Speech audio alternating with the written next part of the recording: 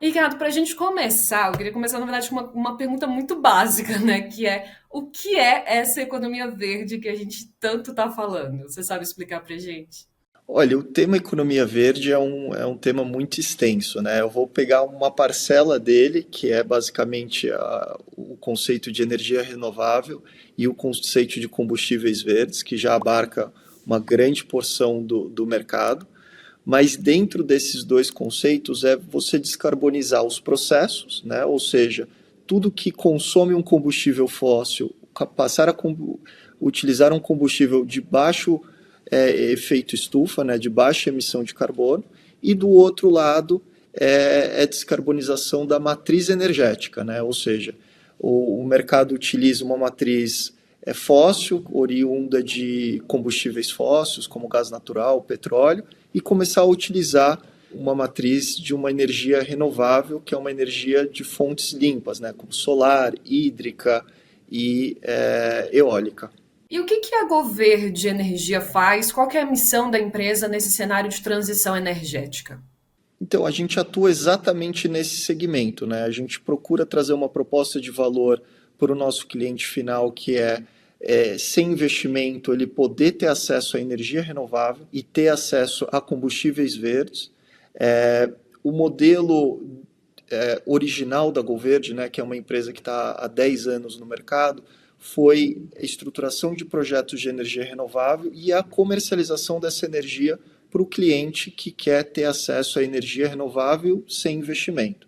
Então, nesses 10 anos de empresa, a gente expandiu drasticamente a nossa atuação no Brasil e, mais recentemente, a gente está agora no segmento de combustíveis verdes, com o objetivo de exportar o combustível para os mercados consumidores, que hoje a gente visualiza o mercado como europeu como um grande consumidor e é o nosso hoje principal cliente é uma empresa sediada no mercado comum europeu.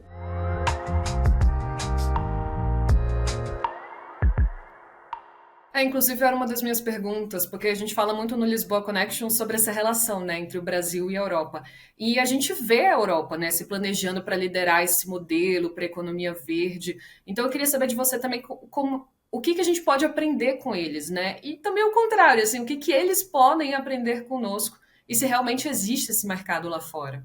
Hoje o mercado comum europeu como um todo ele está muito avançado porque ele já começou discussões sobre descarbonização dos processos há quase 7 anos atrás. Então hoje já tem regulamentações muito bem estruturadas, né? Então regulamentações que trazem incentivos fiscais para que os consumidores desse combustível fóssil comecem a utilizar o combustível verde e sejam eficientes, né? Porque hoje a grande dificuldade do combustível verde é que ele é um combustível mais caro. Então, o incentivo fiscal para o consumidor é essencial. Então, a União Europeia ela se destaca nisso, né, porque ela já tem regulamentações pré-definidas que trazem esses incentivos.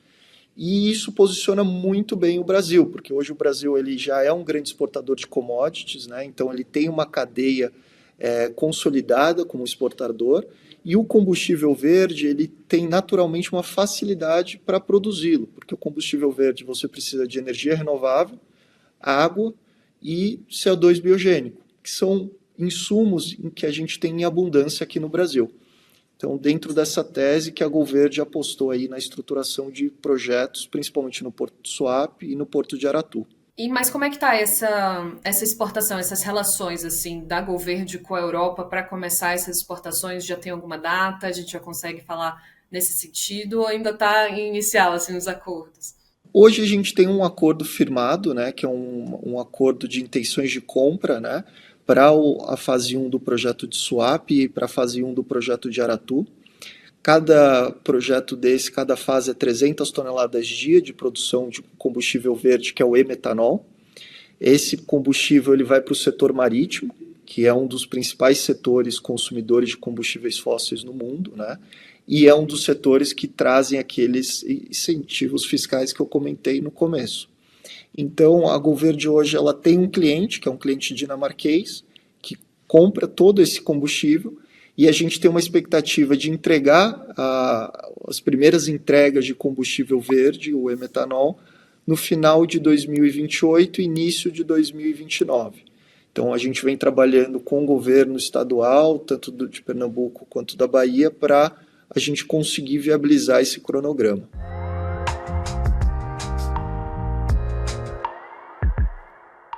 Inclusive, Ricardo, falando já sobre o e-metanol, a Goverde anunciou que vai criar uma planta de e-metanol lá no Porto de Suape. Explica pra gente o que é isso, como é que funciona e como é que esse projeto também está relacionado a essa descarbonização no Brasil. O projeto de Suape é o nosso principal projeto, é o nosso projeto que está mais evoluído. Ele é um projeto que nasce com o objetivo de produzir o e-metanol, e o e-metanol nos parâmetros de qualidade solicitados pelo mercado comum europeu. Então, isso envolve diversos quesitos, desde a nossa cadeia de suprimentos, da tecnologia embarcada e de todos os parceiros que vão levar esse e-metanol até o mercado comum europeu. E dentro desse conceito, a Golverde procurou estruturar um projeto que fosse referência nacional em termos de escala. Então, hoje, 300 toneladas por dia, que é a fase 1 desse projeto, né? Fase 1 que a gente almeja produzir de final de 28 para 29, ela já seria o maior projeto do Brasil, e a gente pode expandir esse projeto em 3 fases, para chegar em 900 toneladas dia. Então, é um projeto que a gente está investindo uma quantidade relevante de recursos, vai ser investido 2 bi de reais até 2028. Então, é um projeto aí que a gente está muito focado para entregar o mais rápido possível. Até porque a gente está falando sobre o futuro, mas a gente também está falando sobre o presente, né? Então tem que ser rápido, né? Também esse diálogo. E muito os consumidores, né? Eles têm uma atratividade de consumir esse combustível o mais rápido possível, porque eles têm um incentivo fiscal que é dobrado pela regulamentação europeia para todo consumidor que consome combustível verde antes de 2034. Então, ele tem um incentivo econômico muito grande para fazer isso, né? E do outro lado, para nós é muito importante a gente estabelecer as parcerias comerciais, né, que hoje estão dentro de um contrato que é uma promessa de entrega em 2028 para um contrato já operacional. Nosso objetivo maior é realmente entregar isso o mais rápido possível. Claro que existem os desafios, né, de estruturar um projeto desse tamanho e dessa escala.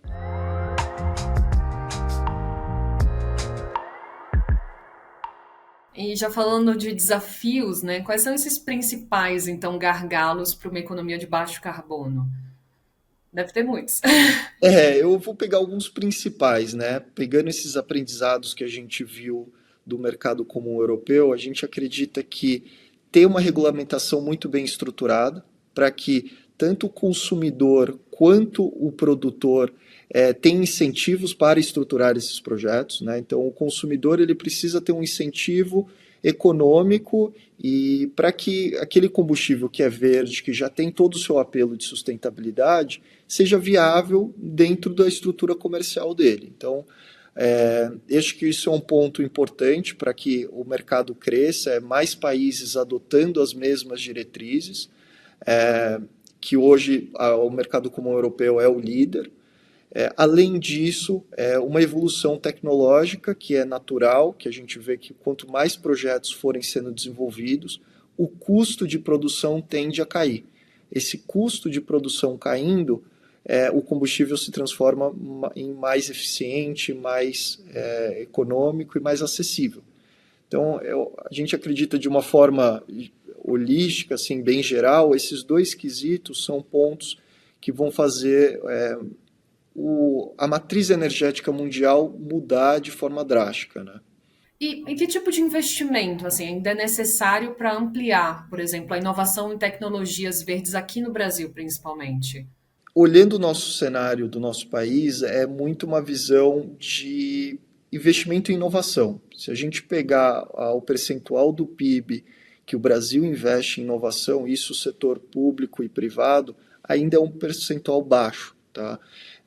Você vê países como a Alemanha, que hoje é um dos principais países em termos de provimento de solução para a produção de hidrogênio verde e metanol, o percentual do PIB que é investido em energia, em em tecnologia industrial e tecnologia para o segmento de combustíveis verdes é muito relevante. Então, é necessário que seja feito um ciclo de investimento para criar essa base, né, para que depois essa base possa gerar novas e futuras inovações. Eu acho que o Brasil ele tem um quesito muito favorável na cadeia de suprimentos, muita eficiência ali na produção, em insumos, e principalmente o custo de energia aqui no país e tudo que envolve a estruturação do projeto no país. Isso a gente vê um custo muito eficiente, mas do outro lado um baixo quesito de investimento em tecnologia nacional e inovação. Então muitas vezes essa tecnologia tem que ser importada e a gente não consegue desenvolvê-la aqui no Brasil. Mas dá para a gente falar que o Brasil pode liderar esse assunto, liderar mesmo a economia verde no mundo, ser um país referência? Você acha que a gente consegue? Olha, em termos de projetos e eficiência de projetos, sim, tá? Eu vejo que o Brasil tem todos os quesitos para que o custo de produção de um e-metanol, por exemplo, seja o mais baixo do mundo. Isso porque a gente tem uma cadeia de suprimentos em dólares relativamente barata, um custo operacional relativamente barato em dólar. Do outro lado, a gente tem várias barreiras, que é o custo tributário, a questão de tecnologia não ser uma tecnologia nacional, ser uma tecnologia que tem que ser importada. Então, isso são quesitos que jogam contra, e o fato de não ter um consumo nacional relevante ainda de combustível verde ou de um interesse em consumir um combustível verde, porque a gente ainda não tem uma política fiscal que traz incentivos para que o industrial, para que o grande consumidor do combustível fóssil consuma esse combustível verde e seja barato para ele. Hoje é muito caro para ele consumir esse combustível.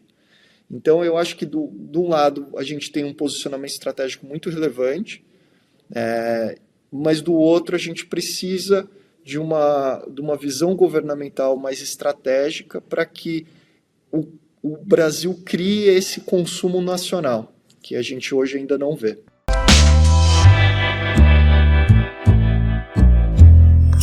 Tá com medo de estar vivendo na Matrix?